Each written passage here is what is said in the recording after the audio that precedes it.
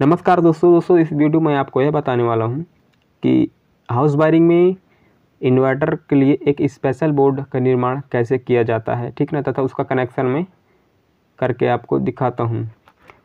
और उनका जो कार्य रहेगा दोस्तों, जब मेंस का सप्लाई रहेगा तो इंडिकेटर शो होगा, और जब जो इन्वर्टर का सप्लाई है जब आउटपुट देगा तो क्या होगा कि इंडिकेटर शो होंगे। लेकिन जब आप कंडीशन अगर मेंस का ऑफ है तो मेंस का इंडिकेटर ऑफ हो जाएगा, और इन्वर्टर का जब आउटपुट होगा तो वह आउटपुट शो होगा। ठीक है दोस्तों, चैनल पहली बार आया हो तो चैनल को प्लीज़ सब्सक्राइब कर दीजिए और बेल आइकन को प्रेस करके उसको जो मोड है उसको ऑल पर क्लिक करके रखिए इसी तरह के वीडियोज़ को पाने के लिए। दोस्तों इस वीडियो में आपको यह भी बताने वाला हूँ कि इन्वर्टर को कहाँ पास रखना चाहिए ताकि हमारा जो वोल्टेज ड्रॉप की समस्या आती है, ठीक ना, इन्वर्टर के आउटपुट में, तो वो कैसे दूर किया जा सकता है। तो दोस्तों आइए हम पहले कनेक्शन को स्टार्ट करते हैं। दोस्तों जैसे हमारा जो फेज वायर है, ठीक ना, तो डायरेक्ट 16 एम्पीयर के स्विच पे आया है, ठीक ना, और एक इंडिकेटर के लिए चला गया है, जो कंपनी देता है, जो बोर्ड में ही लगा रहता है इंडिकेटर, ठीक ना, LED, तो उसमें चला गया है फेज वायर, ठीक ना। उसका दोस्तों न्यूट्रल वायर जो है, मेन जो न्यूट्रल आया है उसी के साथ कॉमन हो जाएगा, ठीक ना। और जो हमारा फेज का आउटपुट निकलेगा, स्विच का आउटपुट सिरा, वह डायरेक्ट L पर चला जाएगा। और अर्थ वाला वायर जो है मेंस, मतलब इन्वर्टर को जो सप्लाई देगा उसी के अर्थ में जुड़ा रहेगा। अब इन्वर्टर के आउटपुट में अर्थ नहीं दिया जाता है, ठीक ना, और ना ही न्यूट्रल दिया जाता है, लेकिन कहीं कहीं पर दे दिया जाता है जहाँ पास न्यूट्रल की सप्लाई नहीं होती है, ठीक है। खाली न्यूट्रल जो रहता है कॉमन दिया जाता है, और जो फेज है वह सिंगल दौड़ता है, ठीक है ना, स्विच पर। तो दोस्तों ये है, वहाँ पास हमने न्यूट्रल, फेज वायर और अर्थ वायर दे दिया है। अब यहाँ पर देखिए जो हमारा एल वाला जो है, अब हम देखेंगे कि जो इन्वर्टर का आउटपुट वाला भाग है, ठीक ना, तो एल वाले लाइन सिरे से हम सॉकेट एल से डायरेक्ट हम लोग कहाँ पास लाएंगे, सॉकेट स्विच के निचले सिरे से, ठीक है।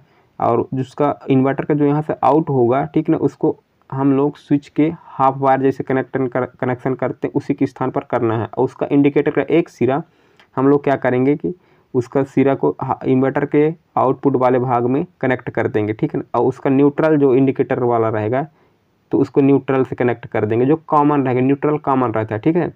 अब दोस्तों हम जब पिछला पलटा के देखते हैं तो हमारा कुछ इस प्रकार से दिखता है, ठीक है। इसमें तो एक इंडिकेटर लगा है, ठीक ना, जो बाहर से लगा है, और जो एक इंडिकेटर छोटी सी LED है वो कंपनी के साथ ही जुड़ के आया था। इसमें टोटल दो सॉकेट है, 16 एम्पियर, 2 स्विच है, एक डमी है। अब दोस्तों हमको लेना पड़ेगा 16 एम्पियर का टॉप, ठीक है ना। इसके पास साथ दोस्तों 2 16 एम्पियर का टॉप रहेंगे, ठीक ना। उसका जो कनेक्शन है उसको सिर्फ हम लोग एक कनेक्शन पर यूज करेंगे, L वाले सिरे से, ठीक है। L वाले टर्मिनल पर हम लोग कनेक्ट कर लेंगे 2.5 mm का वायर, ठीक है।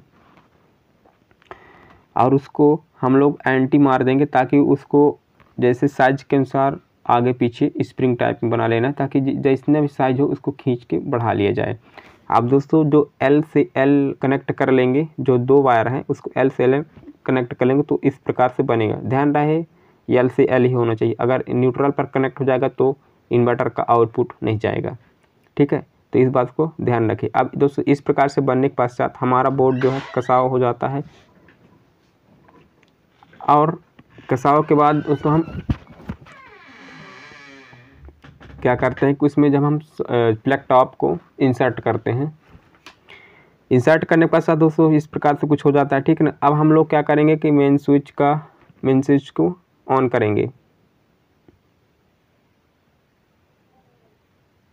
जैसे दोस्तों हम MCB अप करते हैं तो सप्लाई आ जाता है, ठीक ना।